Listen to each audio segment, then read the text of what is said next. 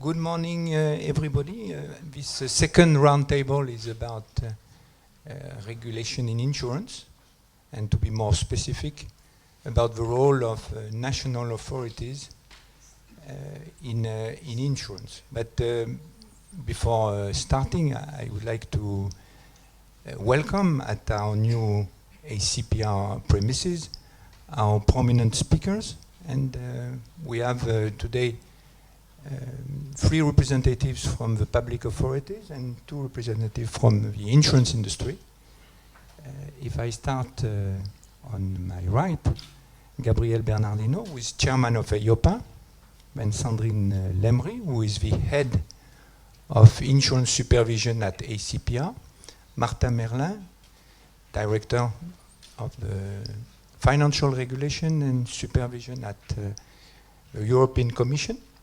And then on my left, representatives of the insurance industry. Next to me, Thomas Buberl, who is CEO of the AXA Group. And then Sir Adrian Montagu, who is the chairman of the board of Aviva Group. Welcome to you all, and thank you again for your participation. In order to introduce this discussion, I would like to give you the background of the issues we are going to deal with. I will make 3 points. My first point will be about the single European insurance market, which is, at least as far as retail insurance business is concerned, far from being completed. The European landscape is made of 28 local markets, which have their own culture, their own distribution channels, their own legal and tax systems. Insurance players are local insurance companies or subsidiaries of international insurance groups. And cross-border activities through the European passport only represent a very small part of the global insurance business in Europe. And more surprisingly, the market share of cross-border activities is not increasing over time. My second point is about regulation, and by contrast, regulation in insurance has been integrated a lot over the last years, and we have now, in this very fragmented insurance market, a single regulation which is very modern, which is risk-based, which is complete and very sophisticated, with Solvency II, which came into force successfully nearly 3 years ago. We have supervisory framework which is a common one to all European countries. And it is the role of national supervisory authorities to make sure that our common rules are complied with at the local level. And it is the responsibility of EIOPA to make sure that our supervisory practices are consistent throughout Europe, and that they are convergent enough to guarantee a level playing field in Europe. My third point will be about the challenges that we are going to face going forward. The very fragmented European insurance market poses a huge challenge for insurance companies it penalizes consumers, European consumers, because insurance groups are not in a position to fully benefit from the size of the European market to achieve economies of scale and to offer to their clients better products at more competitive prices. But it is also a challenge for supervisors and regulators, because it makes it difficult for them to build up a common European supervisory culture.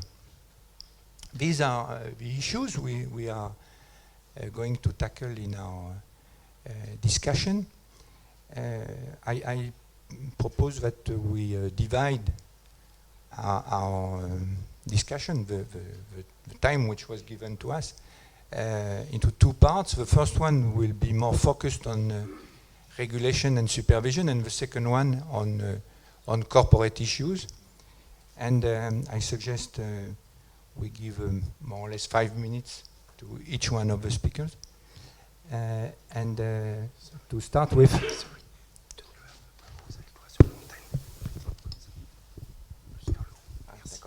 Okay. Gabriel, I turn to you and I give you the floor. Maybe you can give us your comments about the situation and maybe about the recent proposal of the Commission to give you more power to enforce our common rules. Yeah. Well, thank you very much, Bernard, and thanks, Francois, for the invitation, and of course, congratulations on these new facilities, and definitely congratulations of what you have said at the beginning of having, of course, the strong European supervisor in the mindset, and of course the French supervisors have, of course, a very important role in moving with this European mindset. So very happy to hear that in here.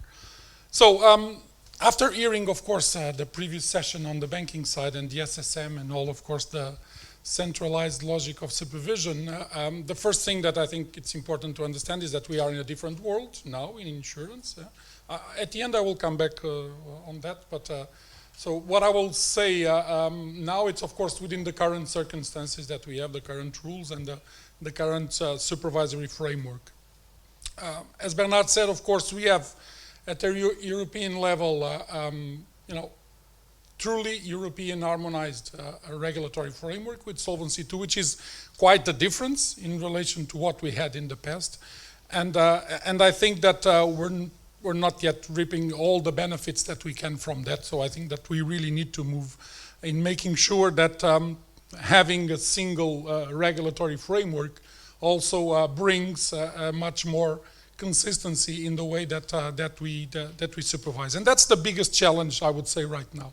So when you look at what EIOPA has been doing in the latest years, it's clear that the focus is on supervisory convergence. And supervisory convergence for us means basically two main things, because it comes back to our objective, not only of EIOPA, but all supervisors throughout Europe, which is to have a good high level of protection of policyholders and to make sure that the insurance market is stable and also contributes to the overall stability of the European financial system. These are the two main objectives. And so when we talk about supervisory convergence, it's not just a buzzword. It means something. And for us, it means basically two things. It means that we should foster high quality supervision throughout Europe.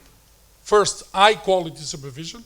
And second objective, that this high quality supervision is consistently done throughout Europe.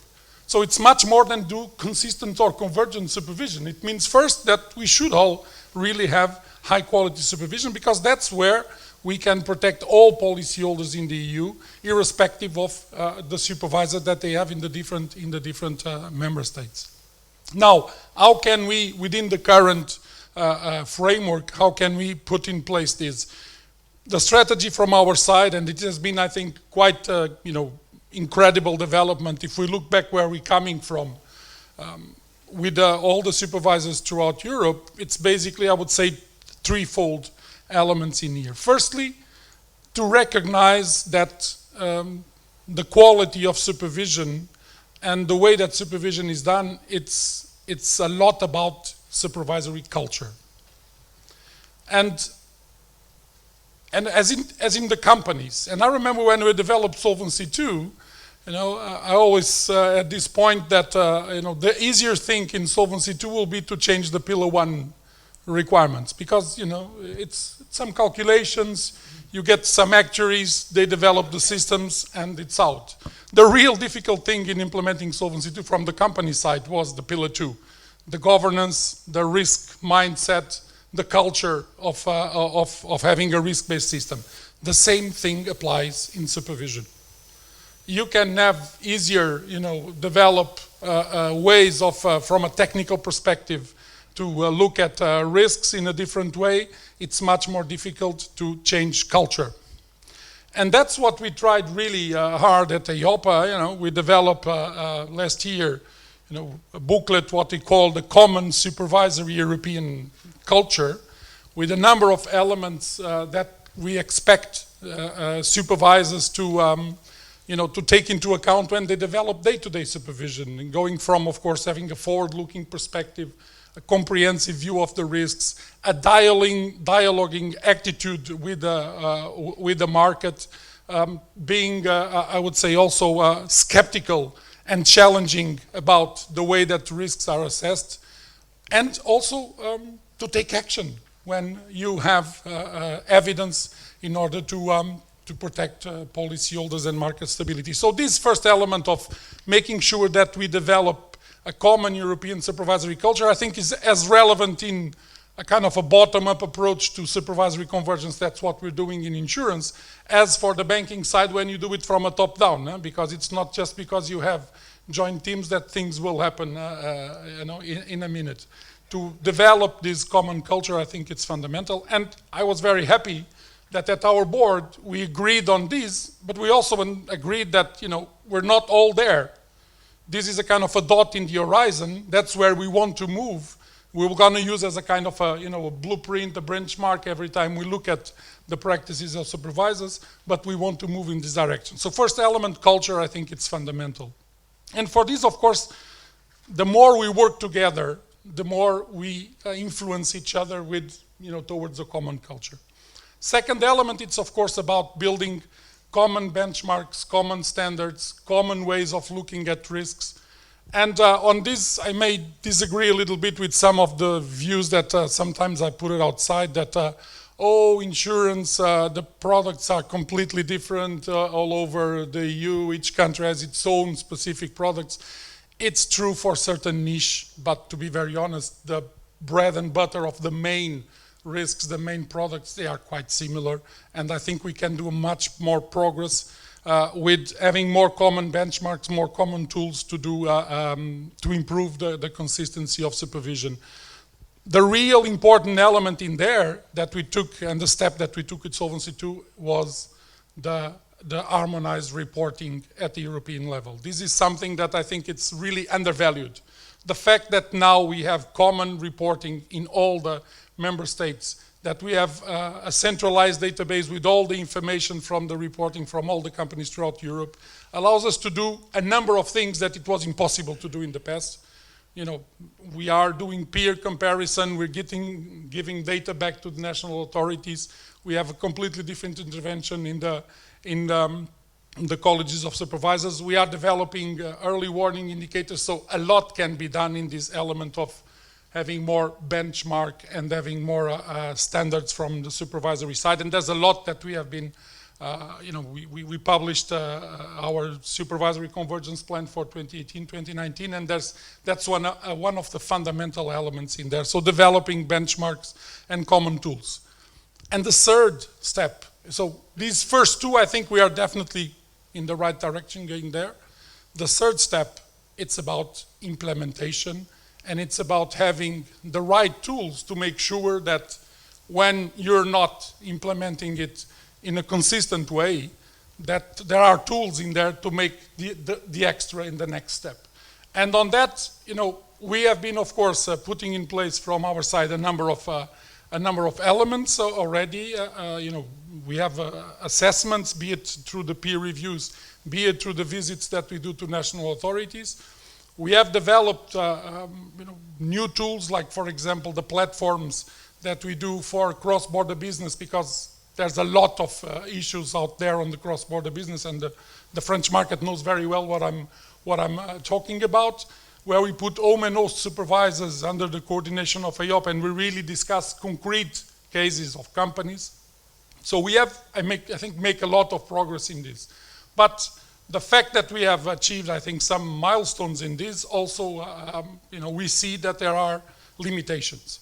And so in this third leg of implementation, I think we need to go a step forward, and that's why, in the proposals from the Commission in relation to the review of the ESAs, while, of course, maintaining the status quo in terms of the balance of powers, we believe that there needs to be a couple of elements to reinforce this capacity to overcome these limitations in the structure that we have. Basically, I will mention 2 points. There are a number of other elements, but basically 2 points. We need to have the capacity to do strong independent reviews at the central level. And I'm very happy to have colleagues and experts from the national authorities participating in these independent reviews. Got no problems on that. Very happy to have that. But it needs to be, also leaded centrally. It needs to have the capacity from our side to take the initiative to do these assessments, and then to have concrete recommendations and the power of having recommendations coming to the authorities. The situation that we have now is that we do this, we have our views, we have our statements towards the national authorities. We don't have the strength of a recommendation that comes, of course, with a much more, forceful situation at the end of the process. And the second point, it's about the cross-border business, as I mentioned it. We really need to make sure that we supervise the internal market in the proper fashion. And I think that's the best defense of the internal market. If we don't do it, we will create problems with the whole idea of the internal market. And believe me, some of the things that I have seen in this cross-border business, some of the business models that I've seen, some of the ways that this is being supervised, it's not up to the standards. And we need definitely to have, I would say, much more strength in that. Unfortunately, we couldn't get in the Commission proposal really the right milestones there, but I know that at the Council level the discussions are moving, at the Parliament level also, and I hope that we can get that because it's definitely needed to preserve the internal market. Thank you very much, Gabriel, for your first remarks. And now I turn to Sandrine. Thank you, Monsieur le Président. Good morning to everyone. Well, I think I can share lots of what Gabriel has just said, and turning first to the questions, so the roles of national supervisory authorities compared, and the role of EIOPA. We all have actually the same mission, which is to protect policyholders and to maintain financial stability. And that's really something that's embedded in the culture. The culture we'll be building together. And turning back to the mission is always the first thing to do. Why do we do things? So you've spoken a lot of the why. So maybe I'll go a bit on the how. And so on the different roles. National supervisors are in charge of daily supervision, and it remains at the level at the national level. They have the direct access to the market, and EIOPA's role is to help us, to push us, to get incentives to us to cooperate better and to get to convergence. And I also like the way you say, you talk about convergence, because if you want to converge when people are very different states, you shouldn't converge on the lowest scale. So really, convergence is not convergence for itself. It's getting to high quality supervision, and the way to do that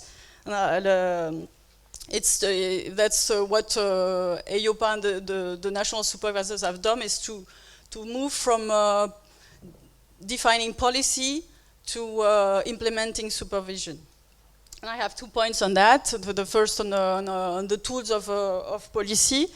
So we have lots of tools within EIOPA to have better policy. We have developed numerous guidelines and opinions.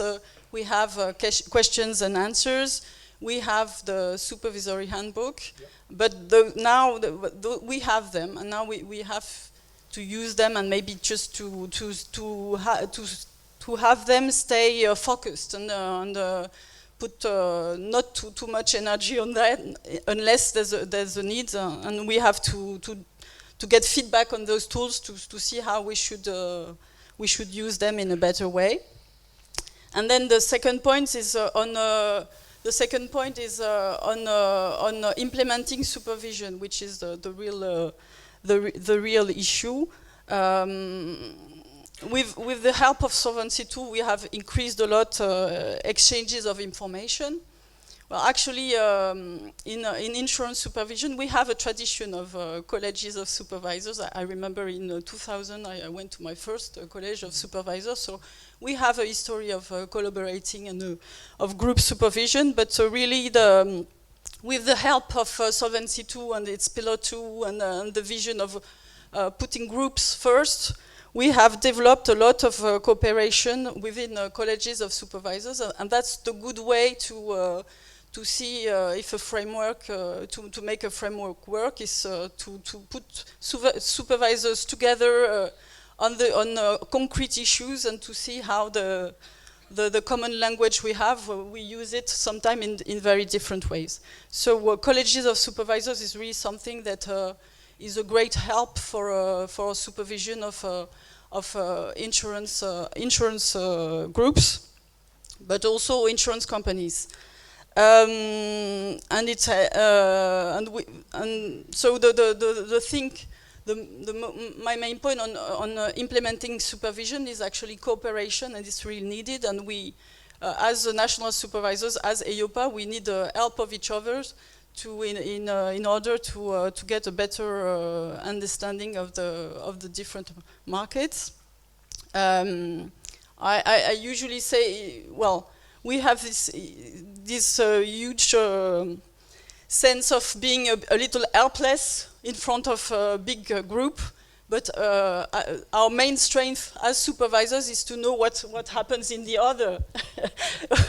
Yes, well, we do.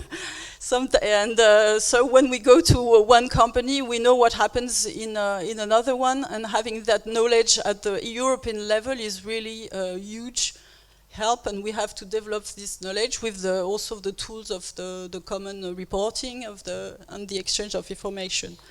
So we also have peer reviews that are very helpful, because how do you learn? You learn by feedback. So we really, when you're a supervisor, you don't always receive the proper feedback. That's the difficulty of evaluating supervision. So peer review is a very good way of learning and getting feedback, and sharing good practices, and also discussing on practices that are different. And then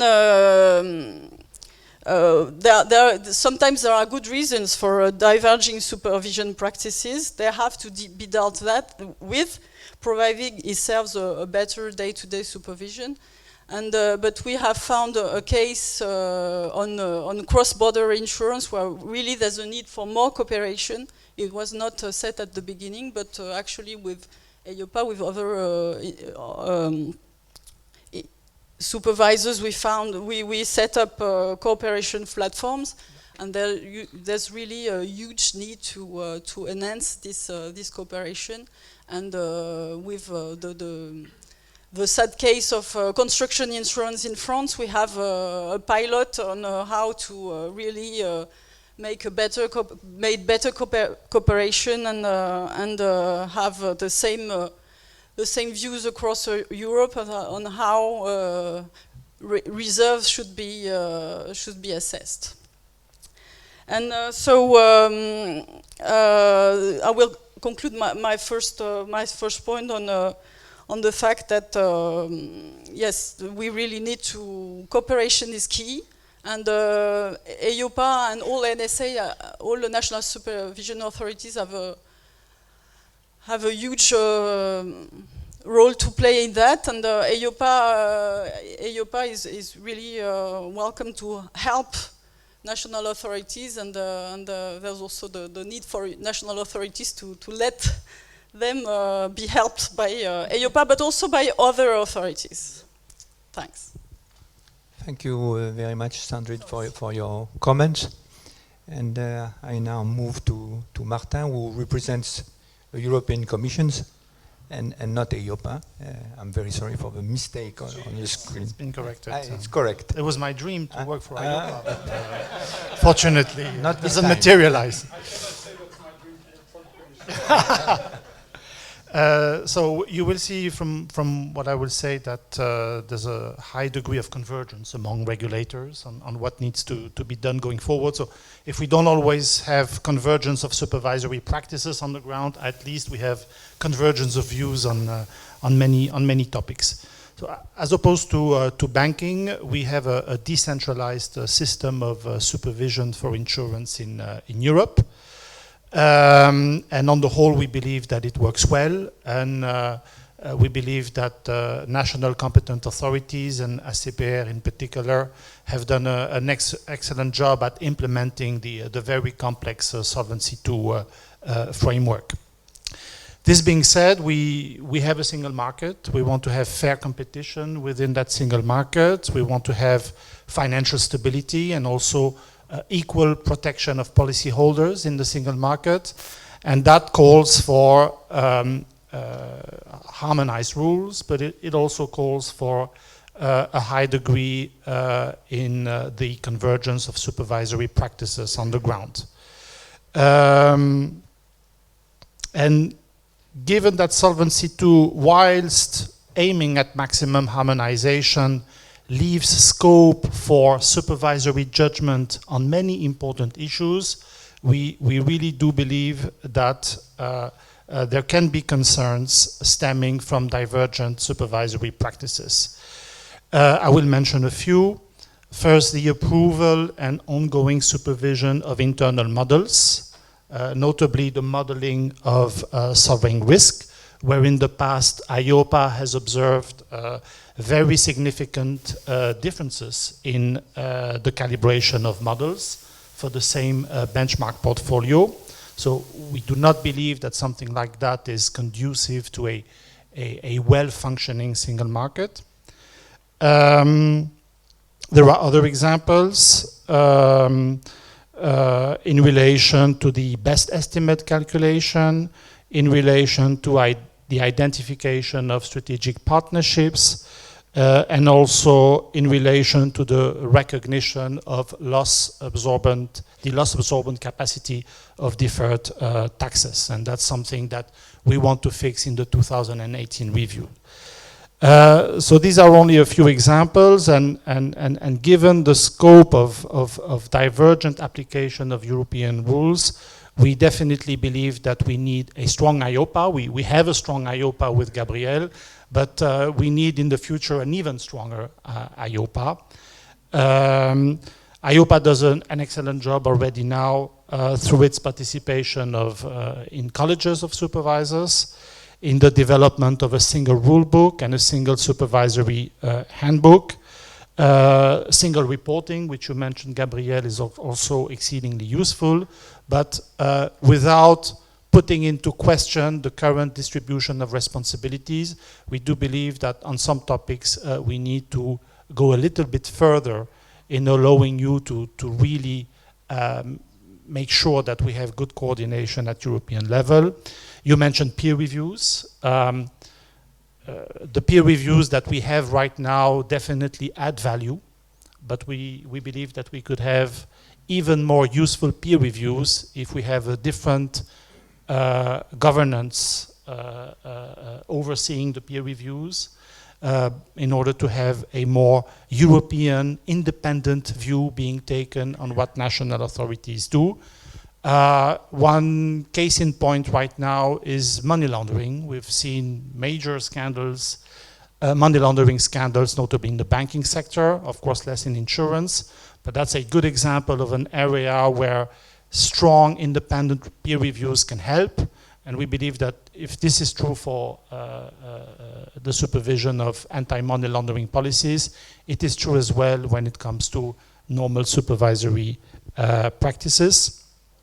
I mentioned internal models. On that, the Commission made a number of proposals not to take away responsibilities from national authorities, but to give a stronger coordinating role to EIOPA.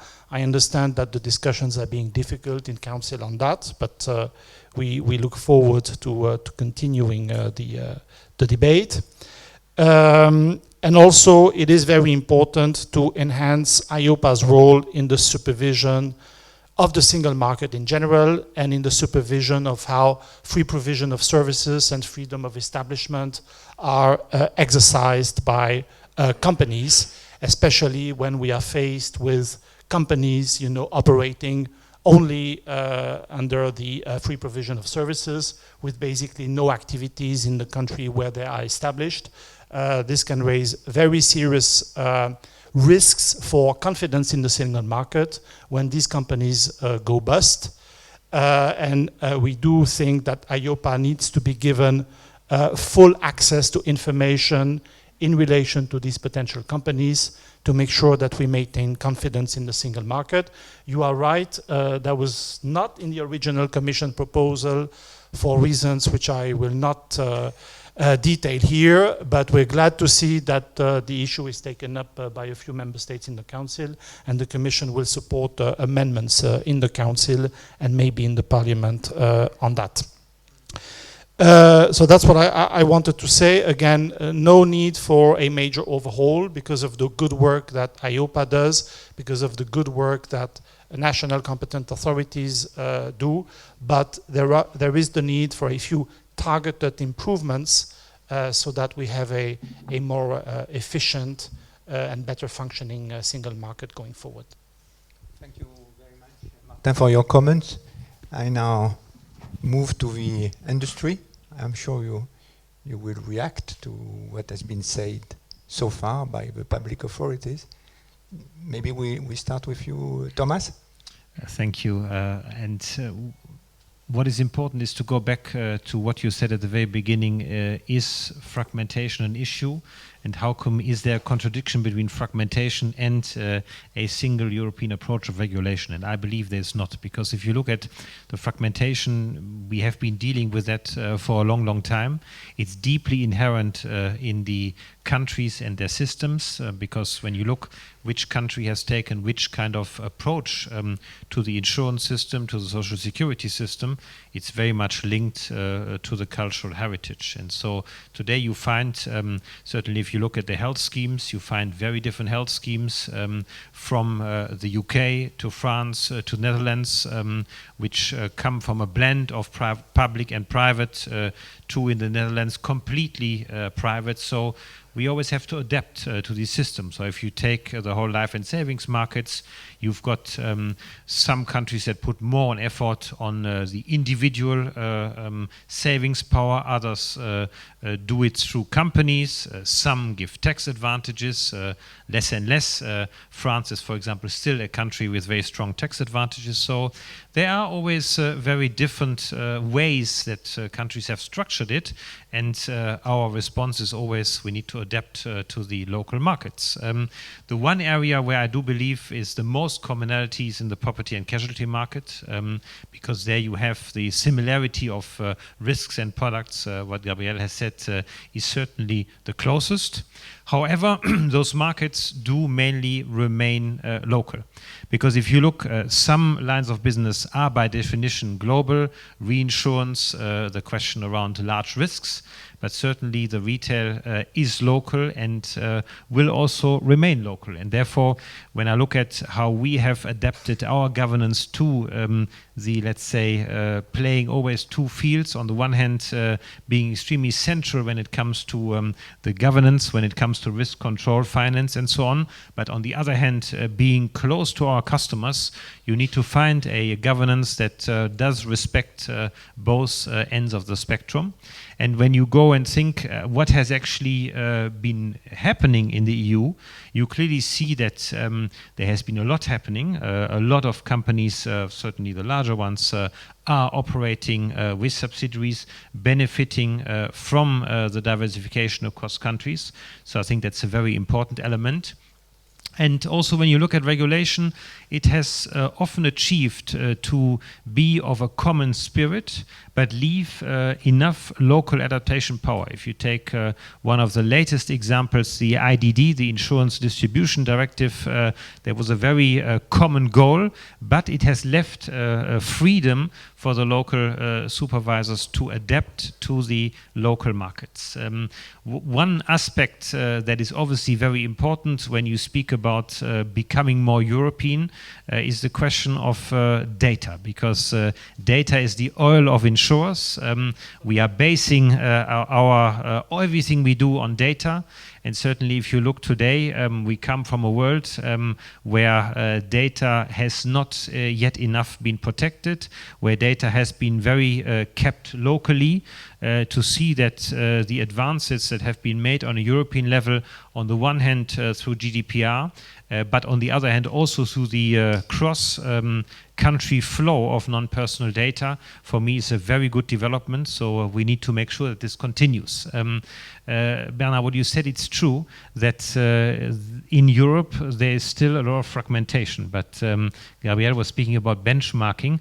Let's do the benchmarking across to other regions. And what you see, however, that the 20 largest European insurers do have 32% of their business outside of their own country. The same number in Asia and the US is 3%. Yes, we are still fragmented, but if you look exactly, we are far more international than the others, and I think that's an important point to consider. On the question of a common supervisory framework, and in particular Solvency II, I personally welcome this a lot, and I do believe, having seen many of the international frameworks that exist, that Solvency II is one of the most advanced frameworks in the world, both when it comes to the risk-based approach and the capital requirements, but also when it comes to the questions of disclosure. And I think there is a good balance between a common framework, but also, as Sandrine said, making sure that the interest of the policyholders, be it on the investment side, but also be it on the advice side, are well considered. What is important for an insurance company is that this framework has a certain stability. So Solvency II was a great innovation that started in 2016.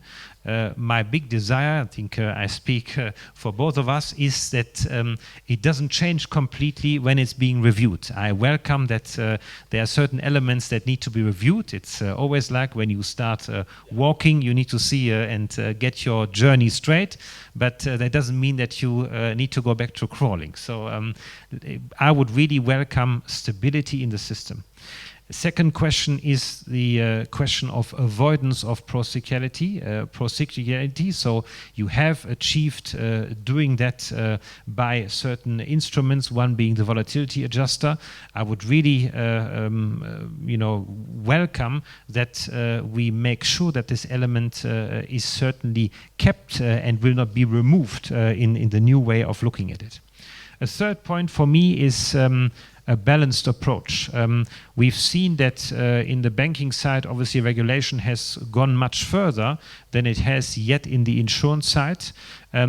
regulation is about, on the one hand, protecting policyholders, but on the other hand, also making sure that there is prosperity for these policyholders and that these policyholders can benefit both from the European integration, but also from being covered in new risks, and keeping that balance between being strict and having market discipline, but on the other hand, not, let's say, slowing the market and its development too much down, is for me another place that is very important going forward. And a fourth element for me is the question of not only benchmarking within Europe, but also benchmarking across Europe. We are living in a world today where we came from a very harmonized regulation.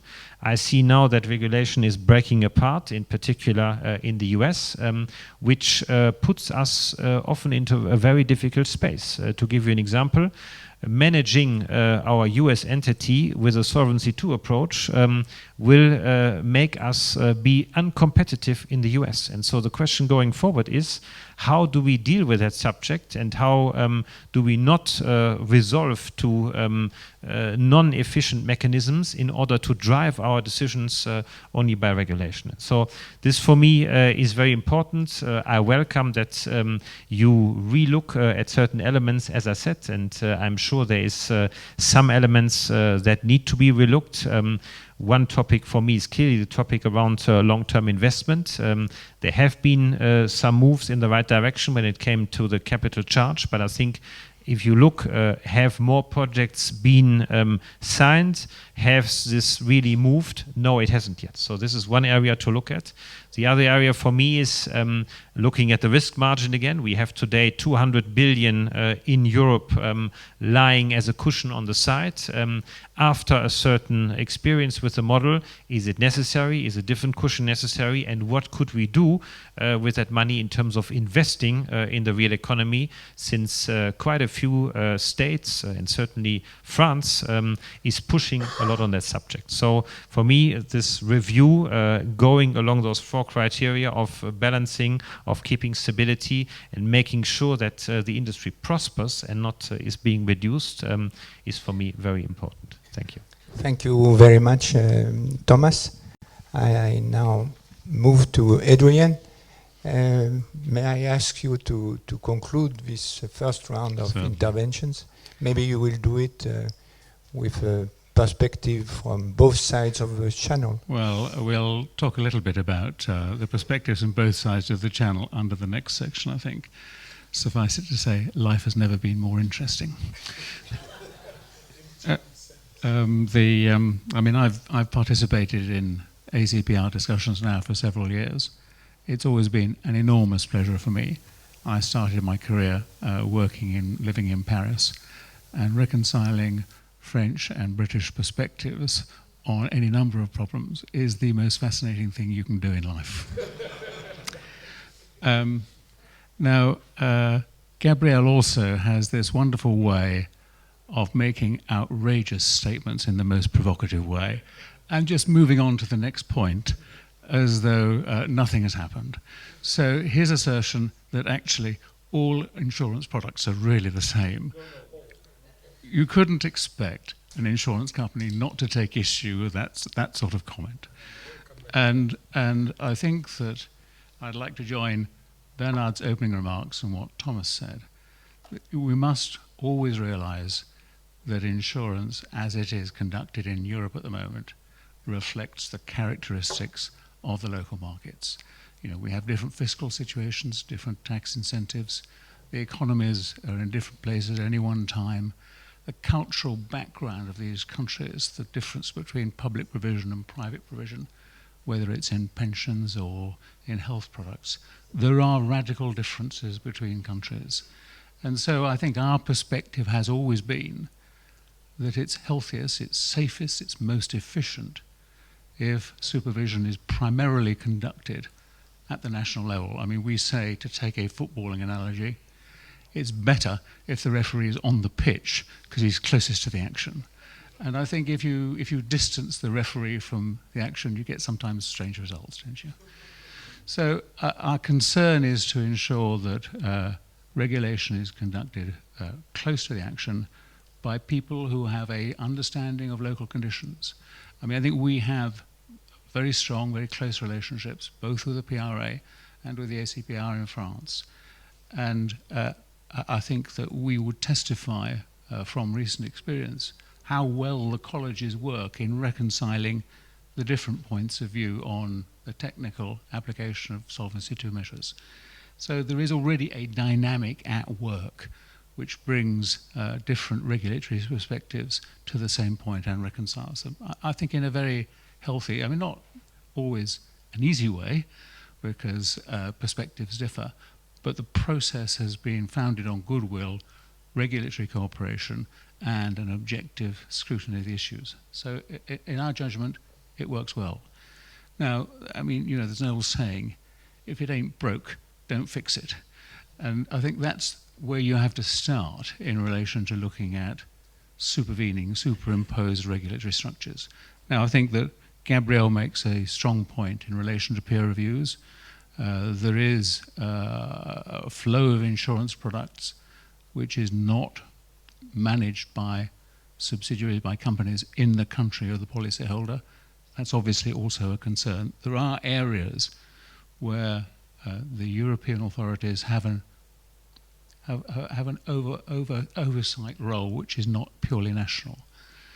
But I think that my watchword would please be caution. Let's be careful how we implement this. Let's identify the specific areas where supervening jurisdiction needs to be called in aid, and be cautious how we take them forward. I mean, I think there are also other great initiatives that OEPA are sponsoring. I mean, we've been following with interest the the pan-European pension product. I think it is an interesting product. It may have more relevance in the less developed markets than in the more sophisticated markets of Western Europe, but it aims to address a European-wide problem of undersaving for retirement. I think it's a good initiative. I'm grateful to Gabrielle for taking that forward. I think to be effective, it will need to be accompanied by some of the other changes that Thomas was referring to. I mean, the corset is drawn quite tight in relation to the risk margin, and the impact is to lock up significant amounts of capital that the companies could otherwise use to support the economies. You think about green financing, you think about some of the support for industry, you think about sustainable finance. I think there are, you know, welcome signs that we're approaching some sort of accommodation in these areas. But we must not just look to the security of the companies, we must also look to their traditional roles in financing and supporting the development of industry throughout Europe. So again, it's a question of the balance to be struck. And I hope we will be cautious in the way we go forward. That will be my plea above all. Thank you very much, Adrian. We will now move for the second part of our discussion, and maybe we'll give the floor to Gabriel. This first part of our discussion means that we all want to be more European, but at the same time we want to remain local and global. So Gabriel, if I may, more specific issues. Yeah, if I may react a little bit, and first, don't get me wrong. Of course, you know, I'm completely in favor, in whatever kind of model that you have in terms of supervision, on making sure that you have integrated in this model the people that are close to the business and the people that are close to the risks and the understanding in the different countries, irrespective. And we've heard that also in the SSM discussion this morning. So that's not the point. What I want to, and I wanted to be provocative on purpose, of course, as you know me, Sir Adrian.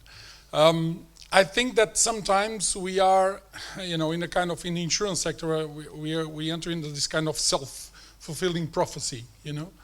And the number that Thomas mentioned about the cross-border activity, I'm not talking about freedom to provide services, but the cross-border activity of the insurance groups in Europe, it's quite staggering. Actually, it's much bigger than in the banking side.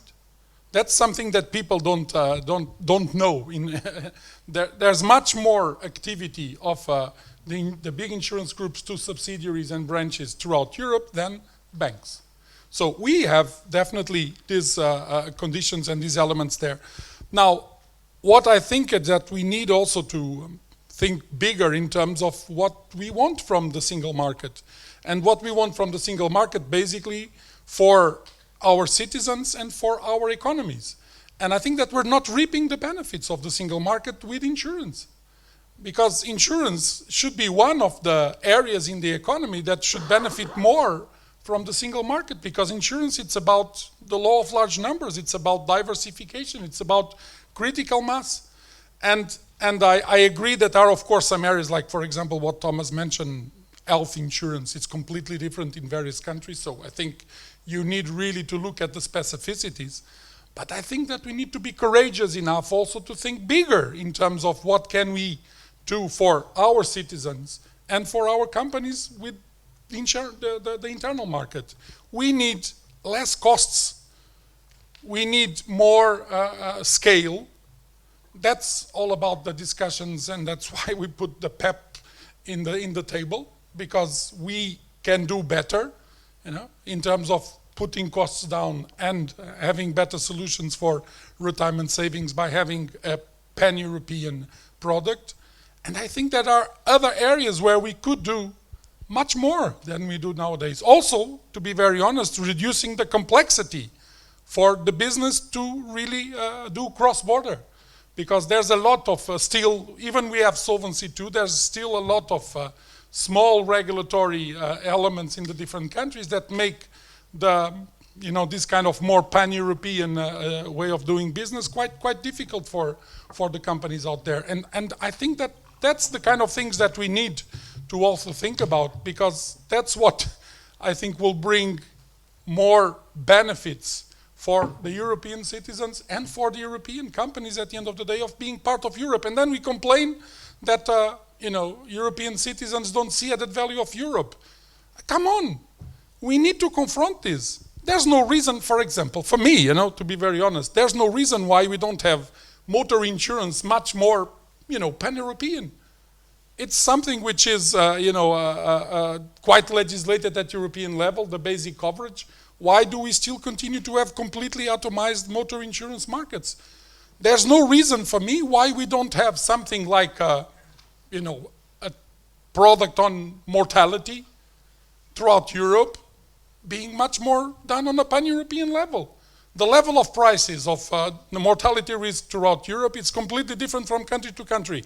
And believe me, it's not only because there are different patterns of mortality, it's because we don't have really the efficiency costs of diversification, of scale, of the European market. So I just wanted to make a point that we need to think bigger from a European perspective also in that area, and I believe that insurance is definitely a business that can benefit much more from that than what we benefit today. Thank you, Gabriel. Maybe Martin, you would like to arbitrate that debate between Gabriel and the insurance industry. No, I would not go that far. On the issue of fragmentation, I think it's fair to say that we've come a long way with Solvency II in order to reduce regulatory fragmentation, and that in itself should really facilitate the business of large European groups. Now, of course, we were not satisfied with the present situation seen from the Commission with limited cross-border activity and cross-border activity that actually, in some cases, is going down because we're not reaping the benefits, the economic benefits of the single market. And that is detrimental, in particular, for consumers. This being said, and we've heard it from various speakers, fragmentation is a bit inherent to insurance because some risks, yes, are local.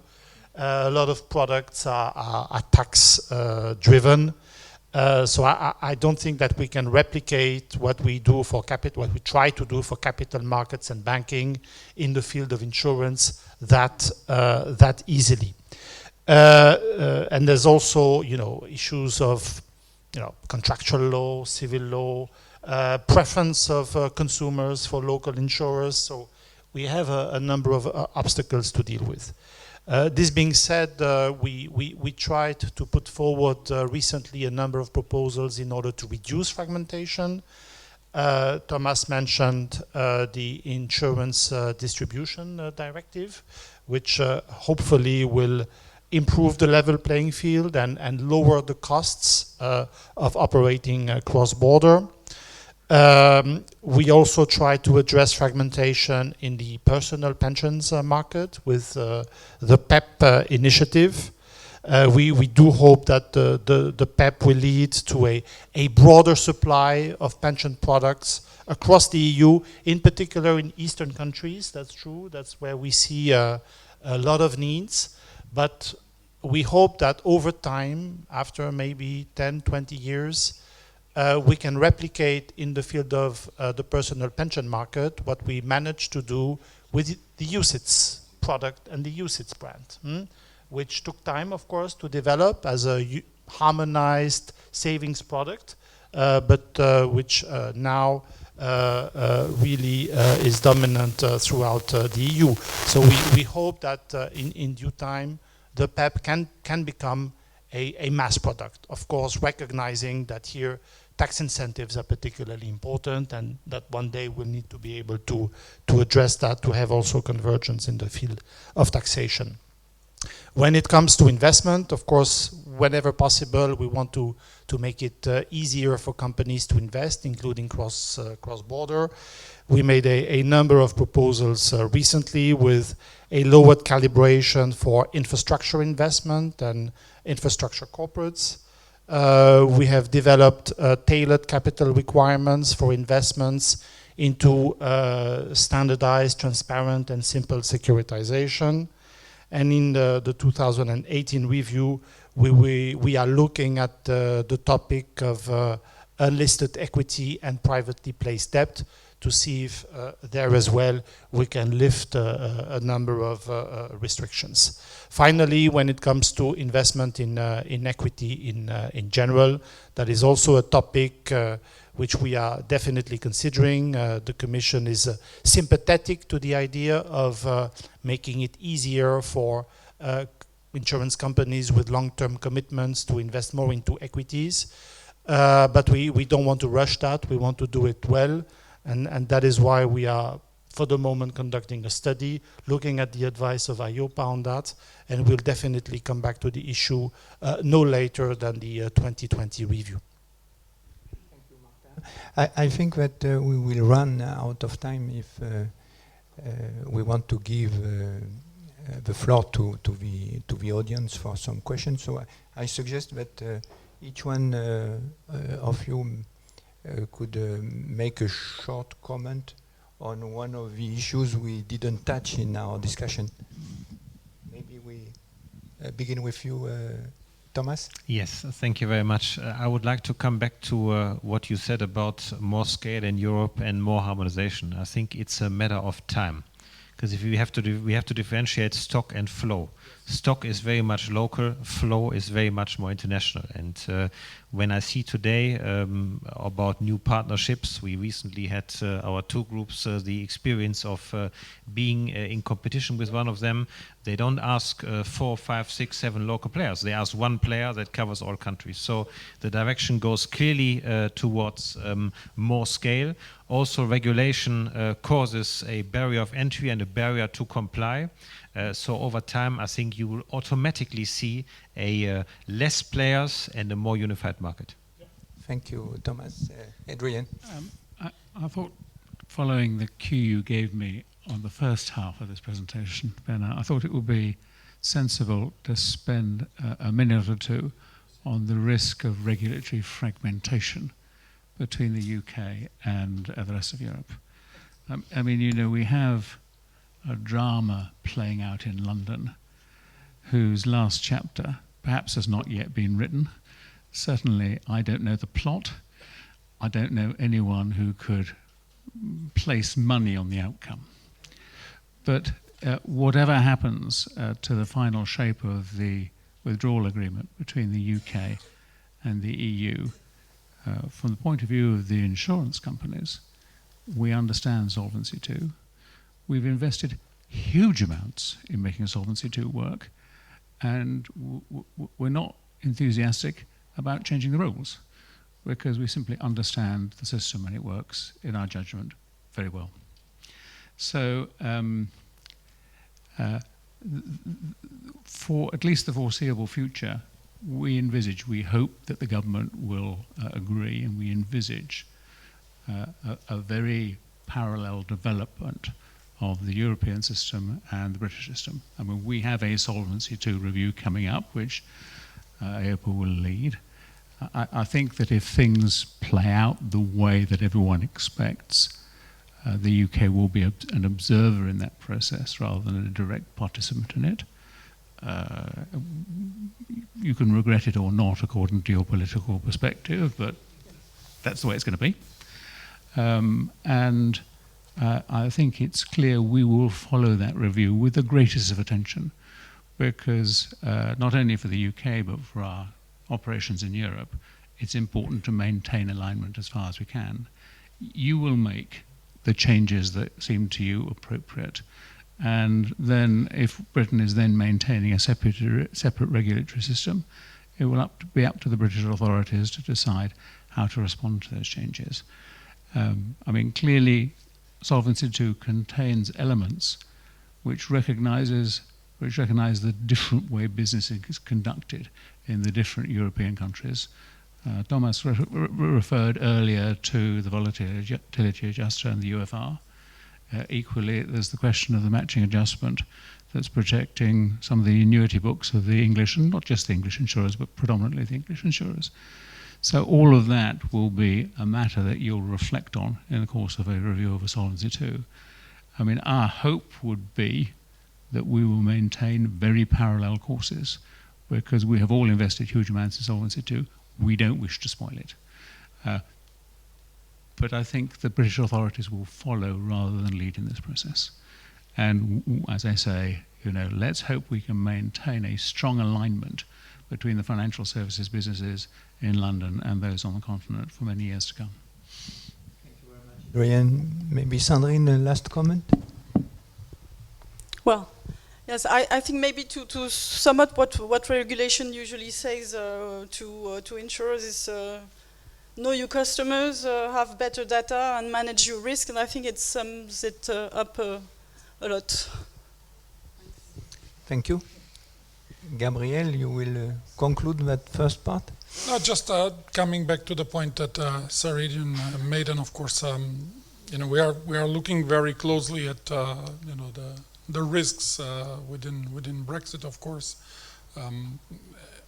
it's not in our hands, of course, that what will happen in terms of deal or no deal. We will be definitely prepared for that, and I'm sure that irrespectively of what will happen in the future, we will maintain sound cooperation with our British colleagues, of course, and it's very important that we maintain channels between the regulatory frameworks, because of course it's quite relevant also for the type of business that is done, and also I think that we can, irrespectively of Brexit, maintain, of course, a strong European position in the international context, and the more close we are in terms of the regulatory frameworks in Europe, I think the better we can drive, of course, also these international, which I think it should be the end goal, of course, of also from our side, to have robust international standards that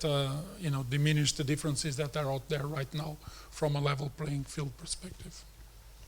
Thank you, Gabriel. Martin will. Thank you. I will not speak about Brexit, but about international cooperation in general. Very briefly, Thomas mentioned that this international cooperation is very important to make sure that we have a level playing field globally.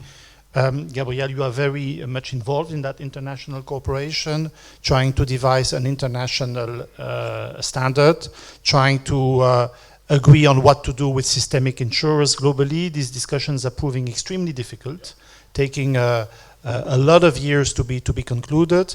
And I think in Europe we have to make sure that we are not weakened in these negotiations because of a number of things that could be done better at European level with more convergence. And I come back here to the point which I made earlier, for example, on internal models. I do think that we have too much disparity on that in the EU right now, and this is the type of issues that can weaken us when we negotiate with our international partners and the Americans in particular. So we have to really think of, you know, the external dimension and external consequences of the way in which we regulate companies in Europe. Thank you very much for your very interesting contributions. And we are now going to take questions from the audience.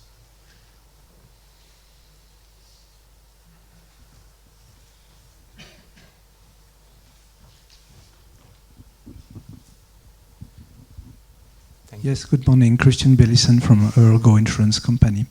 I'd like to come back on the subject of freedom of service companies and to take Sandrine Lemry's expression, construction in France being a sad pilot. Two questions at once, if I may. Well, we have talked a lot about supervision of insurance or of insurers, but we haven't heard much about supervision of insurance distribution and intermediaries. To the extent this situation, in my opinion, but we could name others, it's not specific to France, like UK solicitors in the UK have had the same sad story. Aren't we in a situation where we have some insurers which are, let's say, captive from their distribution? And where does the supervisor stand in dealing with all that topic? Thank you very much for your question. Maybe Gabrielle and Sandrine? Yes, you know, it can take me 1 hour to respond to that, but I will try in a couple of minutes. I think you touched on a very important point, of course, because the different type of business models that we face, and the construction insurance in France, it's a clear case, will need to have also different answers from the supervisory side. And what complicates even more the matter is that on top of the differences that you have of approach of prudential supervision of insurers, and of course in these cases the role of the home supervisors is to understand and to know the risks of those companies that do business in all the outside countries, and that of course creates complexity. But on top of that, you have the point of the lack of convergence or consistency in terms of supervision of intermediaries. And we faced that very clearly, and it was one of the real challenges in these platforms that we had on the several companies that were doing this type of business, because of course, you know, we could bring to the table and increase the cooperation when we're talking about the prudential requirements on the insurers themselves, but then at some point in time, we really miss even the supervision on the distribution in certain countries. And that's why I think that with the implementation of IDD, you know, what we're starting to do right now, it's really to understand from the different national authorities how they monitor the market and how they supervise the intermediation in the market, the role of brokers, the role of managing agents, for example. That was one thing that we saw in the construction business that creates a lot of difficulties in the business models themselves. So that is, I think, really to the bottom, of course, of the issue, and we need to have the understanding from all over the European supervisors to have really the understanding on how these business models work and how these products work. And that is not there really right now. So that's a step further that we need to take, and we are, you know, putting a lot of effort together with national authorities on this, particularly in the construction business. You know, I remember it was already, I would say, 2.5, 3 years ago that I received some first hints from the French market that something was going on. I think that we have already, you know, we come a long way. There's concrete examples of companies that have been put out of the market because definitely their business model was rotten. Yeah, that's the word. But there's more to do, and we need really to have this, you know, extra, I would say, powers from the Commission side and from the member state side to also touch upon the intermediaries, because they are at the center of some of these issues, definitely. Sandrine? Yes, very quickly, but yes, IDD will do a lot to help have a good supervision of products and also for intermediaries. But on the case of construction, I think what will be more efficient is actually, yes, sharing between supervisors the knowledge of a local market and how it has to be reserved. And I think the problem comes from there, the question of the business model, but also the way if you sell 100 of premium in construction, you have to reserve like 100 for 10 years, and well, It's not there. and they're not there. And in France, we know that. In our European colleagues didn't know that, so now we're going to share that. And I go back on the discussion we had, but really the markets are different because courts are different. Lots of things are different. So I don't think there's a European construction market, and really we really the risk is somehow the same, but then how much it costs is very different across countries. So there's really a huge need for working in that and sharing the good practices of reserving across countries. And then also, yes, of course, intermediaries, but let's be honest, there's no way we're going to supervise all the intermediaries within Europe. So the choice is put the pressure on insurers, and so that they know what the product they deliver and to whom.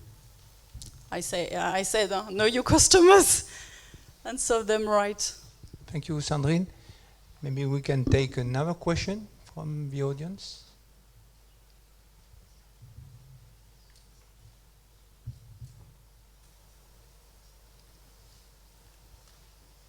I don't see anyone. No question? Yeah? Evelyn.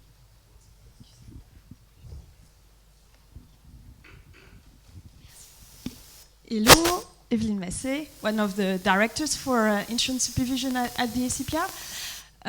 Martin, you put a lot of focus on internal models as a way where we're needing more supervisory convergence. It always strikes me, let's say, the focus that is put on this concept, in the sense that actually if we are looking at peers, maybe it's dozens of internal models that we are looking at there, and actually there has been a lot of work. I'm very happy to hear that now you are thinking of working on the best estimate, to the extent that actually this concerns the vast majority of the prudential balance sheet. The impact on insurance companies is much greater actually maybe than the SCR issues, especially with respect to internal model users. So what do you have in mind there? Too early to say. I mean, I wanted to list 4 or 5 issues where we do believe that we have detrimental discrepancies between supervisory activities in the various member states, and these issues are likely to be part of the 2020 review. So it's a bit too early to say what exactly is going to be done there, but it's definitely one of the topics that we have identified for more work and potentially more convergence. Thank you. This was the last question, so I think it's time now to conclude our roundtable. Just a few words for this conclusion. I would like to say that it is probably still a long way to go to build up insurance union. We are far away behind the banking union, but the speakers were quite optimistic, and I think that a lot has been done, and we are moving in the right direction. It's only a question of time. Thank you very much to all of you and for your very interesting contributions. Maybe we can applaud the speakers and thank them.